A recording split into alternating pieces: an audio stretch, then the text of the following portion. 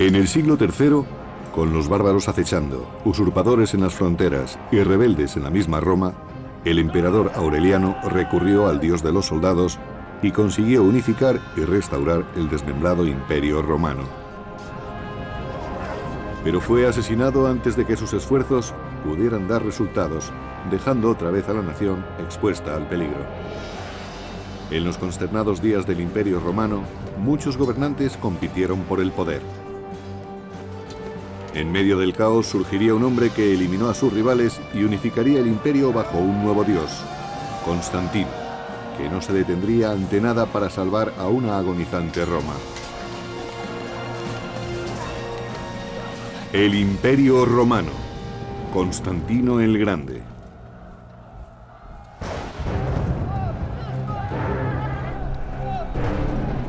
La Roma del siglo III estaba sacudida por conflictos internos e invasiones de los bárbaros. Pero en el año 295 después de Cristo surgió un grande y nuevo emperador que podría salvar al imperio. Su nombre era Diocleciano. Diocleciano trató de resolver los problemas y preocupaciones a las que se enfrentaba el imperio en el siglo III. Una de las medidas que tomó fue la reforma del sistema de defensa de las fronteras. El emperador Diocleciano creó un ejército imperial móvil siempre dispuesto a reforzar las vulnerables fronteras. Uno de sus soldados más capacitados era Constantino, que entonces solo tenía 17 años.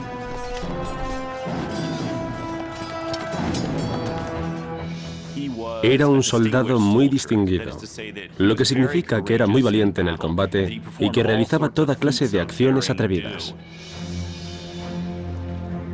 Aquellos primeros signos de grandeza de Constantino no escaparon a la atención de Diocleciano, que mantuvo cerca de sí al joven soldado con la intención de prepararlo para ocupar un puesto importante en el imperio.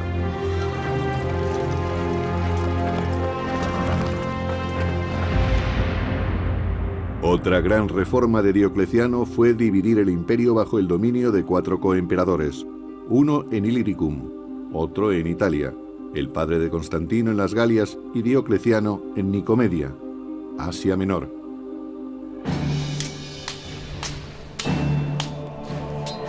Diocleciano sabía que era muy fácil que los coemperadores se volvieran contra él. Para impedirlo, retuvo en su corte a sus hijos, incluyendo a Constantino, para que recibieran una formación militar especial bajo su atenta supervisión.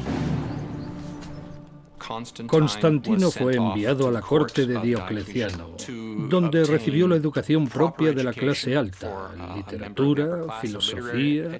Estudió griego, que no todo el mundo lo aprendía, pero lo más importante es que recibió una educación militar. Pero la vida de Constantino en la corte era de todo menos cómoda. Para ser emperador y hacer de padre, Diocleciano gobernaba con mano de hierro. Con el tiempo empezó a gobernar con edictos que cada vez eran más instructivos hasta llegar al extremo. En ellos le decía al pueblo lo que debía de hacer para ser mejores ciudadanos y cosas de ese tipo.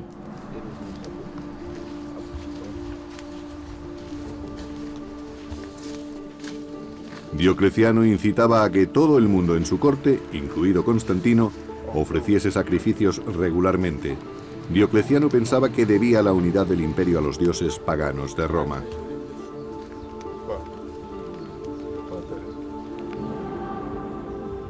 Pero otra religión estaba captando muchos adeptos, haciendo que peligraran los planes de Diocleciano.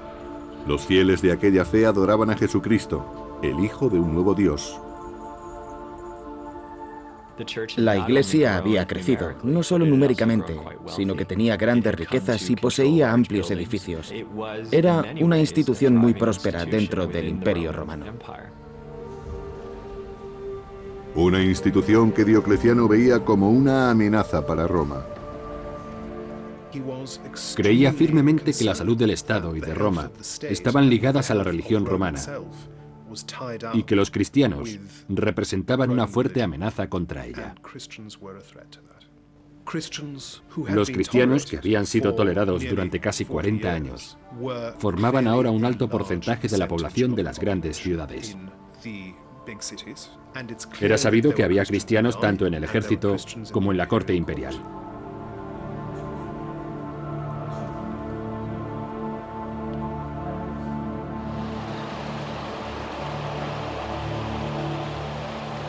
Diocleciano exigió que todos los soldados del ejército imperial ofrecieran sacrificios a los dioses de Roma, algo a lo que se negaron muchos cristianos.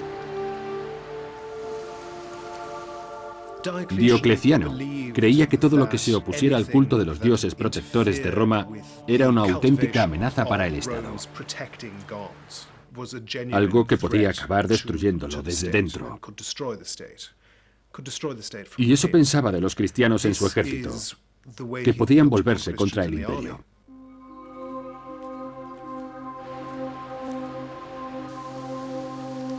El castigo por desoír el edicto del emperador era la muerte, un acto brutal que Constantino, siendo soldado del ejército del emperador, estaba obligado a presenciar.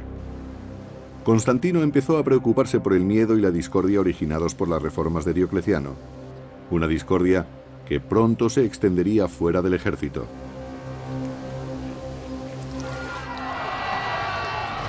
En el año 303 después de Cristo, Diocleciano emitió un edicto contra los cristianos que fue conocido como la Gran Persecución.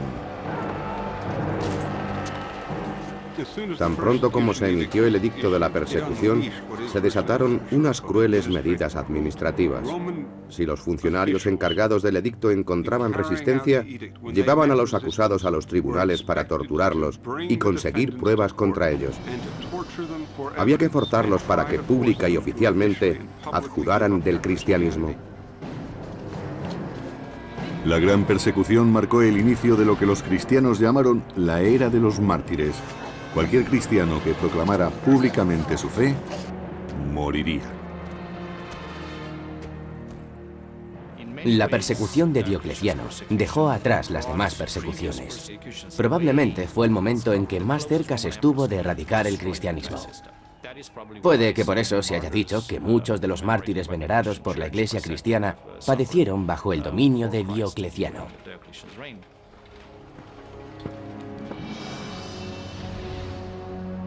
A pesar de sus diferencias acerca de las persecuciones, Constantino debía tener buen trato con el hombre que tenía su futuro en sus manos.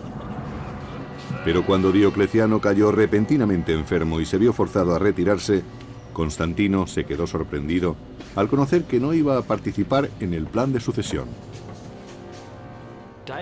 Diocleciano pareció comprender que Constantino representaba una amenaza, aunque hubiera participado en las campañas con él y se hubiera portado razonablemente bien en los combates. Se dice que hacia el final de su vida, Diocleciano tenía prisionero a Constantino en su corte para impedir que se reuniera con su padre y se relacionara con su ejército. Pero ahora, sin nada que lo retuviera en Oriente, Constantino decidió tomar las riendas de su destino y escapar del dominio de Diocleciano. Constantino partió de Nicomedia para ir a Boulogne, en las Galias, para reunirse allí con su padre, que gobernaba en Hispania, Galia y Britania. El padre de Constantino, el emperador Constancio, era ya muy viejo y no se encontraba bien. Además, estaba preocupado por la larga ausencia de su hijo. Pero en el año 305 después de Cristo, Constantino se reuniría finalmente con él, con un hombre por el que sentiría mucha más afinidad de la que jamás sintió por Diocleciano. Por lo que sabemos de la actuación de Constancio en Occidente, era una persona mucho más tolerante que Diocleciano, y desde luego sabía cómo ignorar algunas de las órdenes que había recibido por su parte.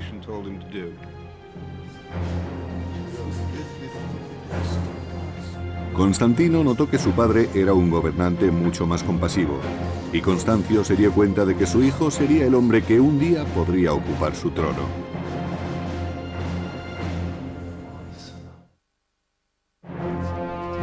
Cuando Diocleciano se retiró en el año 305 después de Cristo, Constantino pudo escapar de su rígido control y encontrarse en Occidente con su anciano padre Constancio.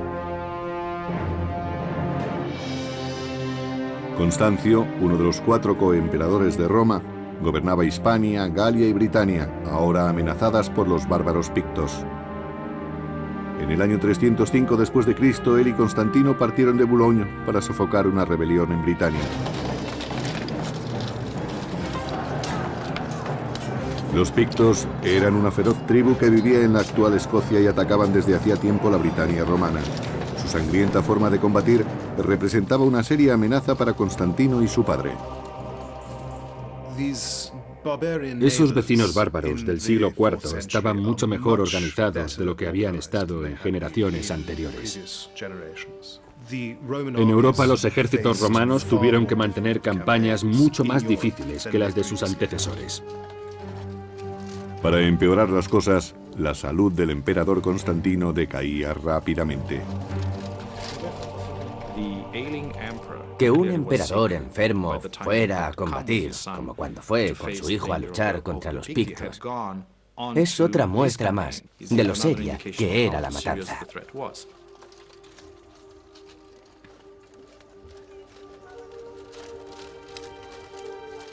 Con la salud de Constancio en peligro, Constantino tuvo que dirigir las legiones de su padre, asegurándose de que le fueran fieles en combate.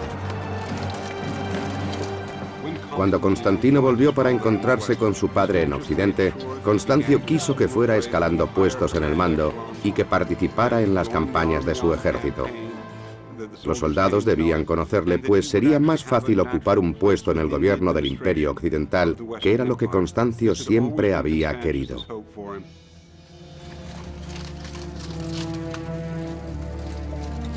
Con su destreza militar, Constantino se ganó la lealtad del ejército, pero la victoria no pudo salvar la vida de su padre.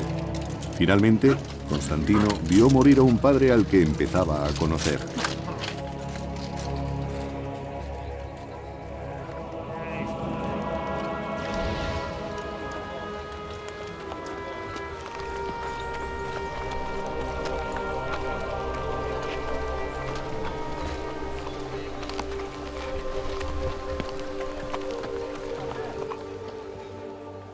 Cuando murió su padre, el ejército proclamó emperador a Constantino.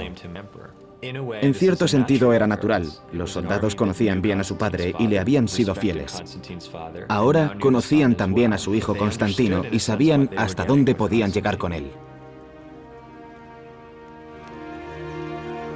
En un imperio donde la muerte de un gobernante conducía con frecuencia a violentos golpes de Estado, el acceso al trono de Constantino fue tranquilo e incruento.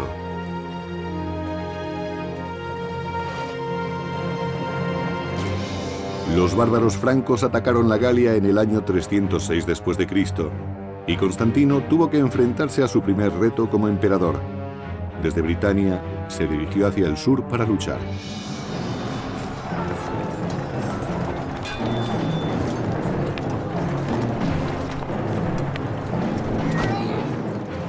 Los francos vieron, con la muerte de Constancio, la oportunidad de aprovecharse de Constantino.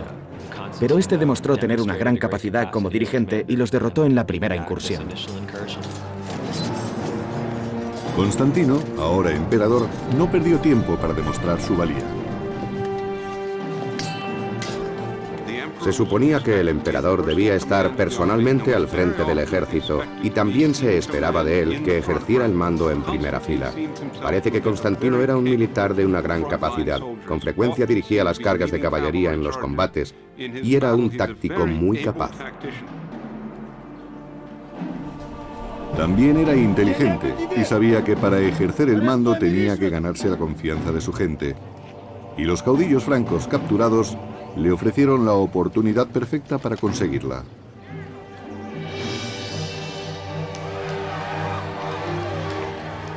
Constantino hizo desfilar a los cautivos bárbaros por las calles de Trier, en la actual Alemania, para demostrar al pueblo que él los protegería. Constantino sabía perfectamente que en aquellos momentos el objetivo principal de cualquier emperador que quisiera conservar el poder era derrotar a los bárbaros, así que luchó contra ellos a lo grande. Mantuvo campañas contra los francos, y hay pruebas de que capturó a 2 de sus reyes, a los que exhibió para deleite de las masas de las Galias. Finalmente, los bárbaros fueron arrojados a las fieras enviando un claro mensaje de que Constantino no toleraría a los que osaran poner en peligro al Imperio Romano. Pero en el año 306 después de Cristo, el imperio era amenazado desde el interior por un usurpador llamado Magencio, que se había proclamado emperador de Roma y pasó a controlar la mayor parte de Italia y del norte de África.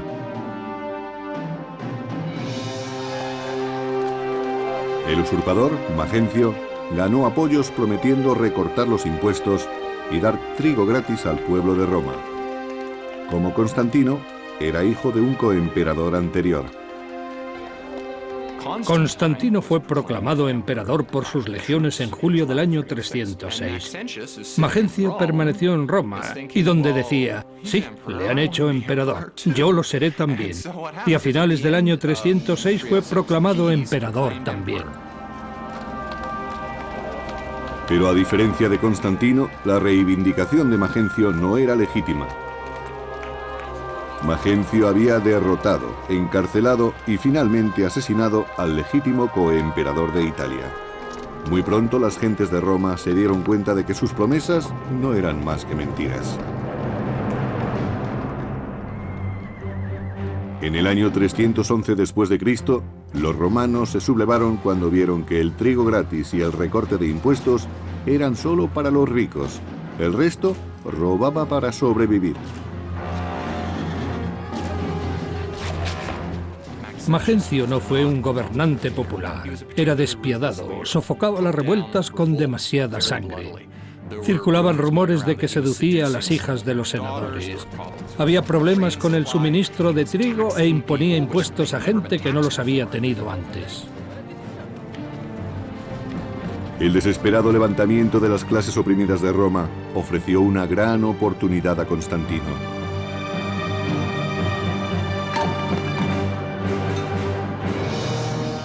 Con la esperanza de salvar al pueblo romano y de ampliar su influencia en Italia, Constantino partió de las Galias hacia Milán para cerrar un trato con otro coemperador, Licinio. Era un trato para consolidar el poder.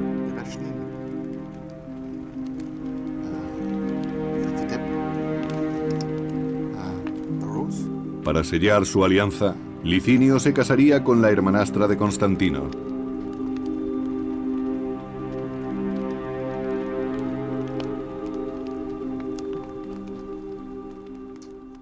Constantino utilizaba todos los trucos que conocía.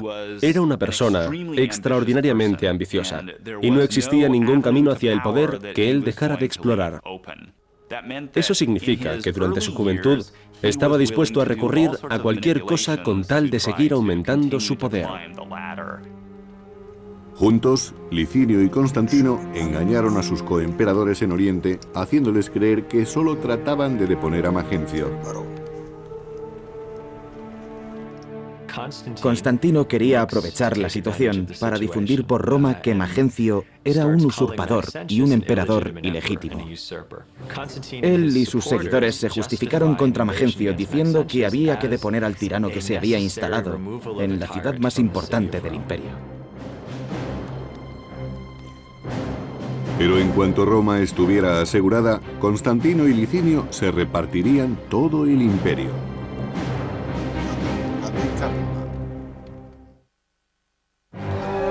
En el año 306 después de Cristo, cuando el usurpador Magencio se hizo con el poder en Roma, Constantino selló un trato con el también ambicioso coemperador Licinio para eliminar a Magencio y repartir el imperio entre los dos.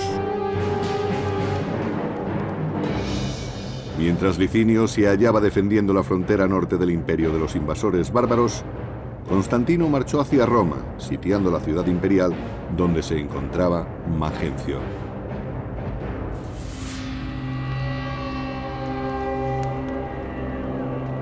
Tras las murallas de Roma, Magencio, pagano devoto, basaba su estrategia en la lectura de entrañas que hacía su sacerdote. Cuando tenía que combatir, Magencio se interesaba en recabar la protección divina recurriendo a los métodos que cualquier emperador romano hubiera seguido para disfrutar de esa protección. Desesperado por si debía esperar a que pasara la amenaza de Constantino o enfrentarse a él en batalla, Magencio buscó consejo en las profecías sibilinas. Magencio recurrió a las profecías sibilinas para encontrar una respuesta. Las profecías sibilinas eran libros guardados por sacerdotes con los que investigaban ciertas cuestiones. Además, los sacerdotes también ofrecían los servicios de un oráculo. El oráculo dijo que el enemigo de Roma moriría. Y por esa razón parece que Magencio cambió de opinión y decidió no esperar a que Constantino alterara sus planes, y fue a encontrarse con él en la batalla. Considerando que el enemigo de Roma mencionado por el oráculo era Constantino, Magencio preparó a su ejército para el combate.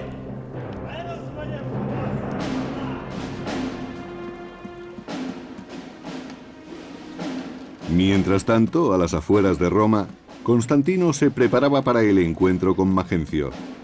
Constantino estaba inquieto, pues sabía que sus legiones eran inferiores numéricamente. Constantino estaba muy preocupado por el número de sus fuerzas y aceptó el consejo de que rezara a algún dios. En respuesta a sus oraciones, tuvo una visión que interpretó como un signo cristiano. El historiador del siglo IV, Eusebio de Cesarea, nos relata lo que se cree que sucedió tal como el mismo Constantino dijo. Alrededor del mediodía, cuando empezaba a declinar el día, vio en los cielos ante él el signo de una cruz luminosa. Dijo que estaba por encima del sol y que tenía una inscripción: con este signo vencerás. Según dijo, vio un símbolo que parecía una cruz con una especie de letra P superpuesta. Eran las dos primeras letras en griego del vocablo Cristo, Ki y Ro. Según algunas fuentes, también oyó una voz que le decía: con este signo vencerás.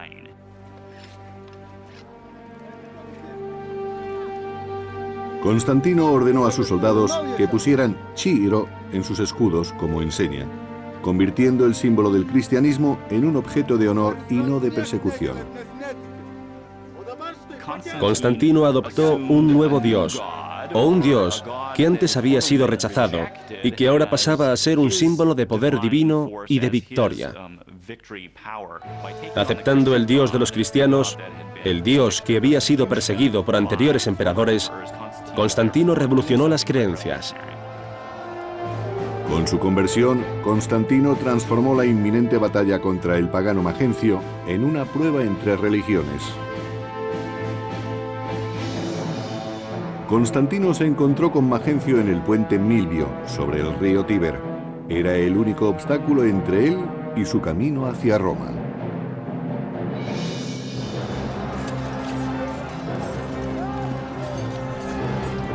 Aunque ampliamente superado en número por Magencio, Constantino y su ejército, ahora portando el estandarte cristiano con las letras Chi y Ro, iniciaron la batalla con energía.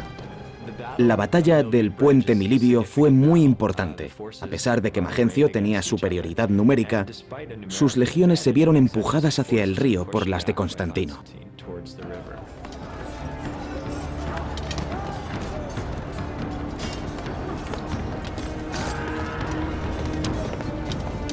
En las orillas del Tíber quedó sellada la suerte de Magencio. Constantino obligó a Magencio a aceptar el combate con el río Tíber a sus espaldas. Su posición era muy mala y cuando Constantino presionó, las legiones de Magencio se desmoronaron. Sin otra alternativa, Magencio huyó con sus soldados tratando de cruzar el Tíber a nado para llegar a Roma.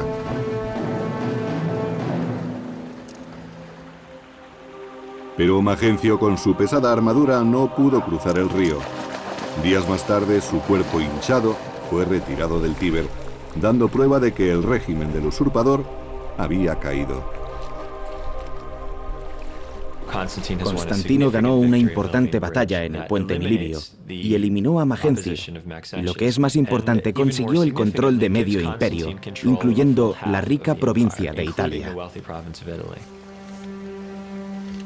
La suerte de Magencio sirvió de eficaz recordatorio del poder de Constantino y de lo que podría ocurrirles a los que osaran oponerse a él. Constantino quiso recuperar el cadáver de Magencio para pasear su cabeza por Roma y el norte de África, y así demostrar que el anterior emperador estaba muerto y que ahora era él quien mandaba. La victoria contra Magencio probó ante Constantino que el dios de los cristianos era más poderoso que los dioses paganos de su enemigo.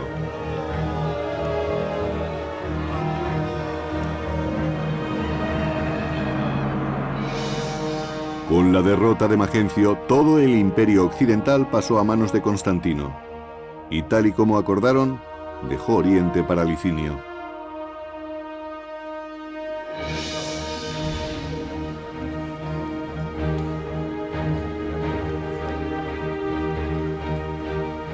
Se encontraron en Milán, donde Constantino y Licinio sellaron su alianza con una boda, como habían planeado.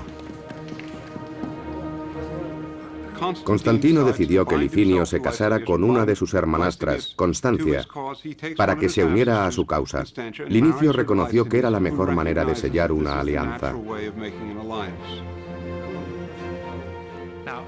Este matrimonio señaló el inicio de una política común, tanto por parte de Constantino como por la de Licinio. Una de las medidas políticas reflejaba la adopción del cristianismo por parte de Constantino. Los dos emperadores acordaron la forma de repartirse el poder.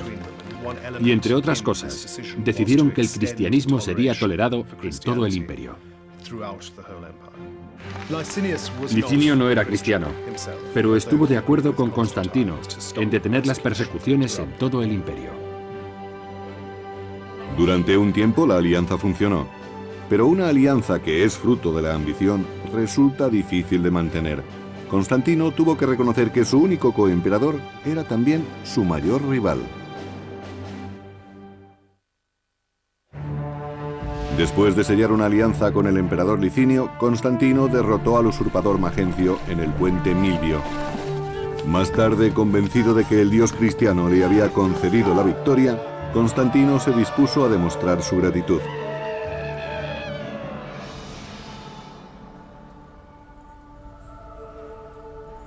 Por primera vez en 10 años, los cristianos del imperio pudieron realizar sus cultos en libertad y por primera vez su fe sería compartida con el emperador. Constantino se había convertido al cristianismo y abrazó seriamente la tarea de defender la Iglesia cristiana y seguir su doctrina. Su familia, incluyendo su hijo y heredero Crispo, se convirtieron también al cristianismo. Constantino no solo toleró a la nueva Iglesia, sino que en los territorios que estaban bajo su mando favoreció mucho a los cristianos.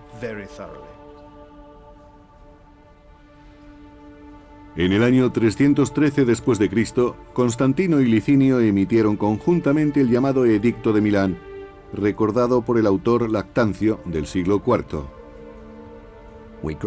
Garantizamos libertad a los cristianos y a todo el pueblo para que elijan la religión que deseen, para que sea cual fuere la divinidad que se encuentra en los cielos, permanezca apaciguada y sea favorable a nosotros y a los que están bajo nuestro gobierno.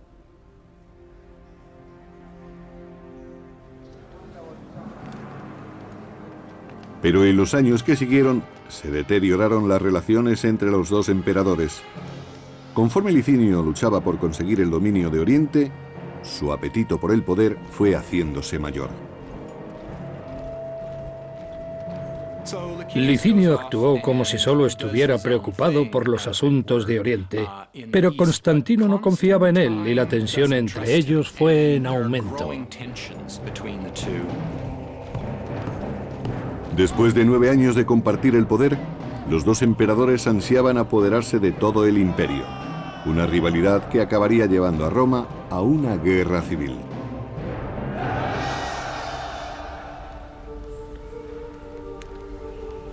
En Oriente, los cristianos cargaron muy pronto con el peso del creciente conflicto. Al apoyar al emperador cristiano Constantino, se convirtieron en la mayor amenaza para Licinio, y por ello tuvieron que pagar un alto precio.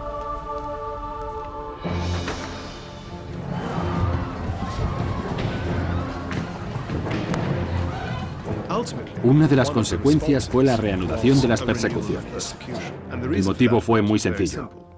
Constantino defendía a los cristianos, y por tanto era posible que los cristianos de Licinio se convirtieran en una quinta columna, el enemigo dentro de casa. Por eso decidió perseguirlos.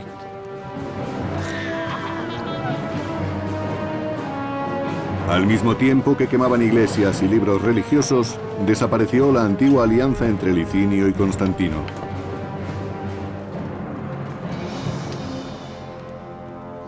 Para Constantino, ahora un maduro gobernante de mediana edad, la persecución de los cristianos era la excusa que necesitaba para atacar a Licinio. Rápidamente ordenó que sus legiones marcharan contra su rival de Oriente. Constantino era un jefe efectivo que solía ir al frente de la caballería para atacar al enemigo por los flancos, y eso es lo que hizo con Licinio. Junto a Constantino iba su prometedor hijo y heredero Crispo, que supo demostrar su valía en el combate.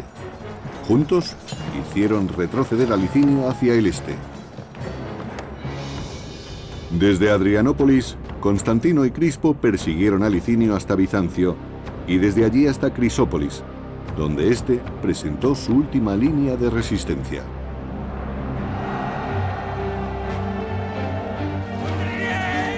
Allí, en el año 324 después de Cristo, arriesgándolo todo por el imperio, Constantino y Crispo se enfrentaron cara a cara con Licinio. Crispo heredó la capacidad militar de su padre. Era otro genio bélico. Sin su ayuda, puede que nunca hubieran tenido éxito en su lucha contra Licinio. Constantino y Crispo aniquilaron al ejército de Licinio luchando de nuevo bajo el estandarte del dios de los cristianos. Realmente la batalla de Crisópolis terminó antes de empezar.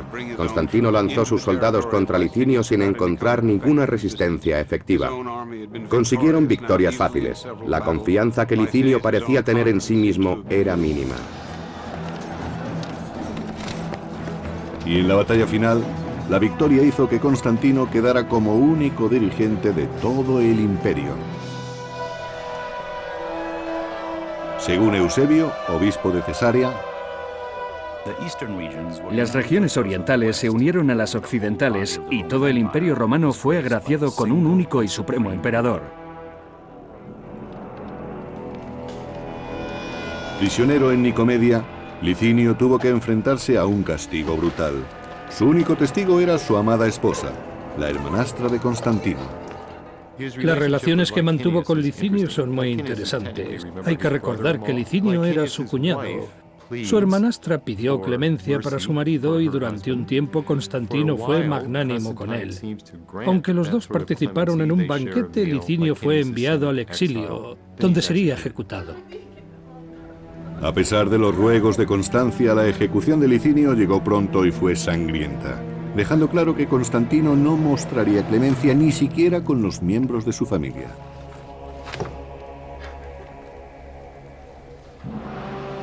Después de eliminar a Licinio, Constantino quedó como el único gobernante del unificado imperio y quiso que su hijo Crispo le ayudara en calidad de emperador de Occidente.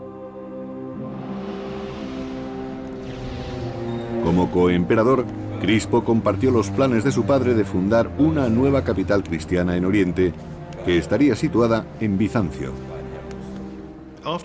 Después de que Constantino se hiciera con todo el imperio, quiso fundar una ciudad totalmente nueva que llevaría su nombre, Constantinopla. Escogió un lugar estratégico a mitad de camino entre las fronteras más importantes y deliberadamente quiso que fuera una ciudad que no tuviera nada que ver con predecesoras paganas. Debía ser una ciudad que no tuviera ninguna tradición rival. Una ciudad cristiana. Pero cuando sus mayores sueños comenzaban a dar fruto, surgieron problemas entre las personas más queridas de Constantino, su mujer Fausta y su hijo Crispo. Crispo era hijo de la primera mujer de Constantino. Sus 3 últimos hijos eran de Fausta, su segunda mujer. No se pudo evitar que hubiera algo de tensión entre las dos familias, especialmente por parte de Fausta, porque ella claramente quería lo mejor para sus hijos. Pero Crispo se interponía en su camino. Celosa de que a Crispo se le hubiera dado el imperio de Occidente, Fausta estaba decidida a asegurar más poder para sus hijos.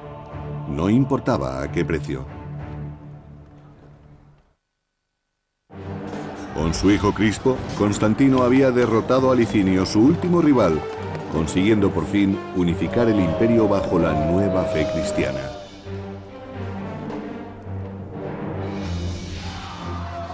Pero la unificación de Constantino se vio pronto amenazada cuando surgieron diferencias dentro del seno de la Iglesia cristiana.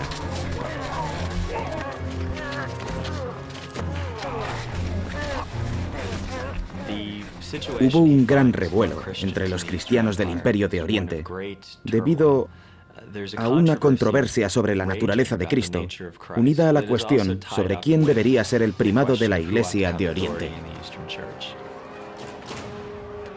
Los obispos rivales incitaban a las gentes a que atacaran a otros cristianos con creencias diferentes. Se generó una violencia desconocida desde los tiempos de la persecución, ahora 20 años atrás. Desesperado, Constantino exigió que los altos cargos de la Iglesia pusieran fin a tan sangrienta controversia. Por eso convocó un concilio con más de 300 obispos que se reunieron en la ciudad de Nicea. Allí les exigió que llegaran a una definición única de las creencias cristianas. El resultado de ese conflicto es el Credo de Nicea, una profesión de fe que ha sobrevivido a lo largo de 1600 años y que se reza todavía en las iglesias cristianas de todo el mundo. Creo en un solo Dios, Padre Todopoderoso, Creador del cielo y de la tierra, de todo lo visible y lo invisible. Creo en un solo Señor, Jesucristo, único Hijo de Dios.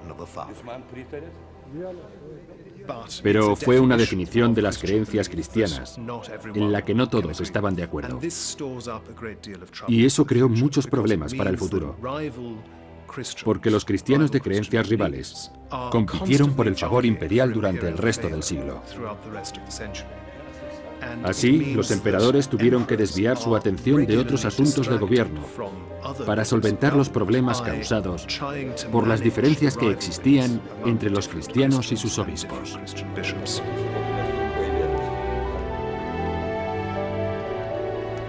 Quizás aquella distracción no dejó ver a Constantino lo que estaba ocurriendo entre sus seres más cercanos. En el año 326 después de Cristo, Fausta, la mujer de Constantino, levantó una calumnia contra su hijastro Crispo. Crispo era el hijo mayor de Constantino. Procedía de un matrimonio anterior, por lo tanto no tenía la misma madre que sus hermanos. Existía una rivalidad latente entre Crispo y sus 3 hermanastros, más jóvenes que él. Fausta urdió un complicado y sorprendente plan y afirmó que Crispo había tratado de seducirla. Las cosas no fueron muy bien para Crispo. Fausta ansiaba apartarlo de su camino para que sus hijos legítimos sucedieran sin problemas a Constantino. Constantino no supo ver que era su mujer y no su hijo quien lo había traicionado, y ordenó que Crispo fuera ejecutado.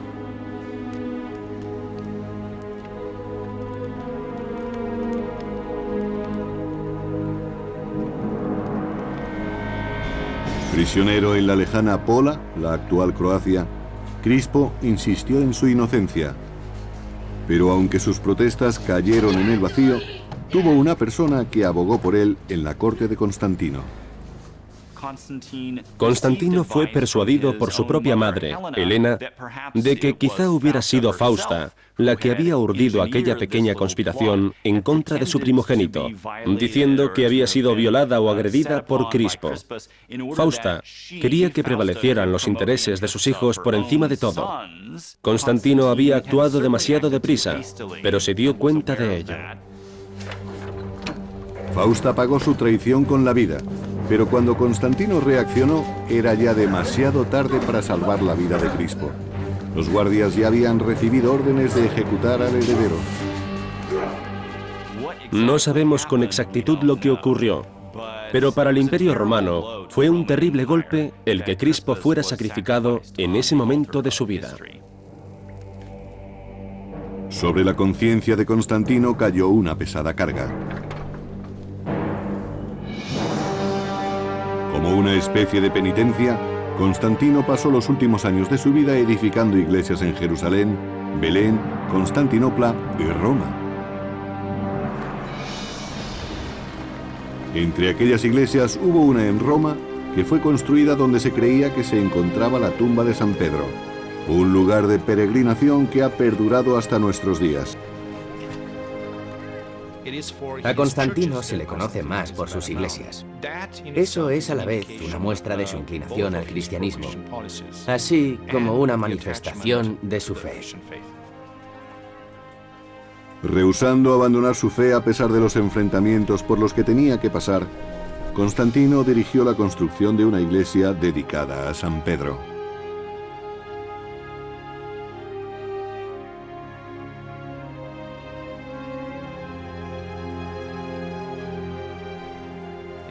Fue una explosión extraordinaria de arquitectura, como no existía en todo el imperio. La gran variedad de planos se debe a los muchos arquitectos que participaron en su construcción. Y lo que es más probable, por las propias ideas de Constantino, que intervino en casi todos los proyectos. Constantino confiaba en que su devoción borraría sus numerosos pecados al final de su vida.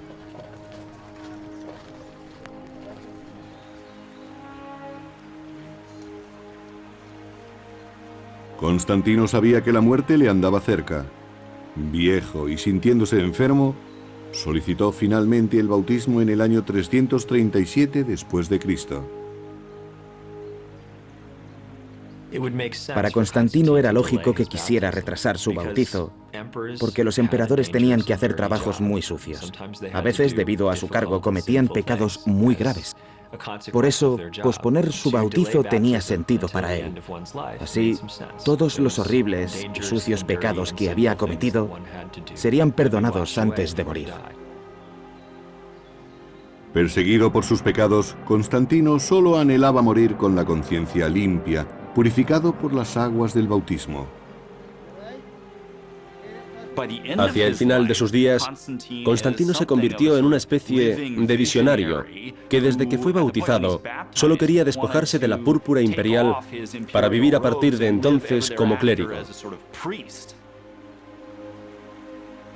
Antes de morir, Constantino encontró la paz en la fe, según dejó escrito. Sé que he sido bendecido. Ahora soy merecedor de la vida inmortal, pues he recibido la luz divina. Constantino murió en mayo del año 337 después de Cristo, tras haber gobernado durante más de 30 años.